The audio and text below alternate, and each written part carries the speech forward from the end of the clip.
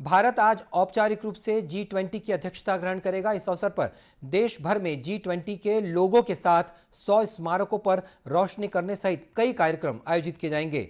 लोगों को भारत के राष्ट्रीय ध्वज के रंगों से प्रेरित होकर तैयार किया गया है। इस लोगों में भारत के राष्ट्रीय पुष्प कमल को पृथ्वी के साथ दर्शाया गया है, जो चुनौतियों के बीच विकास का प्रतीक है। G20 लोगों के नीचे देवनागरी लिपि में भारत लिखा हुआ है। सबसे बड़ी अर्थव्यवस्थाएं और विश्व के जीडीपी में 85% की हिस्सेदारी रखने वाला समूह G20 और गुरुवार से समूह की औपचारिक अध्यक्षता भारत के पास।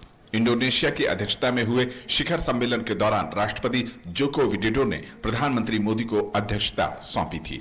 फिलहाल दुनिया के सामने खाद्य संकट, आपूर्ति चेन को बहाल करना और ऊर्जा संकट से बाहर निकलने की चुनौती है। भारत का नजरिया सतत, सर्वस्पर्शी और समावेशी विकास के लक्ष्य को हासिल करना है।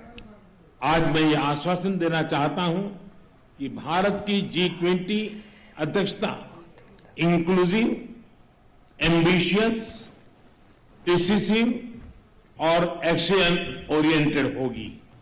अगले एक साल में हमारा प्रयत्न रहेगा कि G20 नए विचारों की परिकल्पना के लिए और सामूहिक एक्शन को गति देने के लिए एक ग्लोबल प्राइम मूवर की तरह काम करे।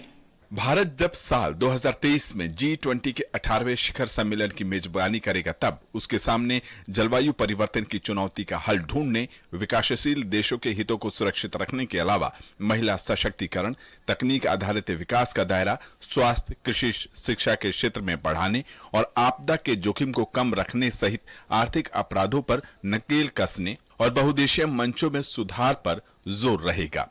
देश की स्वतंत्रता के 75 साल पूरे हो चुके हैं और अमृतकाल में भारत को मिलने वाली अध्यक्षता के मौके पर दिल्ली स्थित स्वराज भवन में एक कार्यक्रम के दौरान विदेश मंत्री के साथ देश के अलग अलग कॉलेजों, विश्वविद्यालयों यानी कुल 75 जगहों से युवा जुड़ेंगे।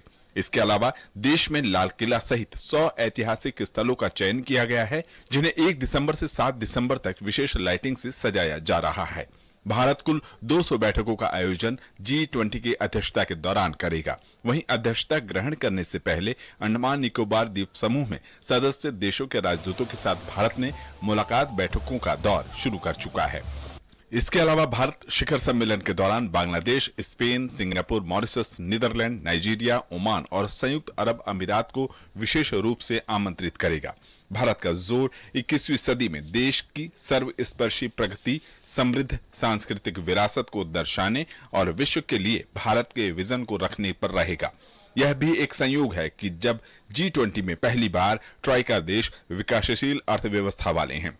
इंडोनेशिया, भारत और ब्राजील की ट्रॉइका भी काफी प्रभावशाली रही।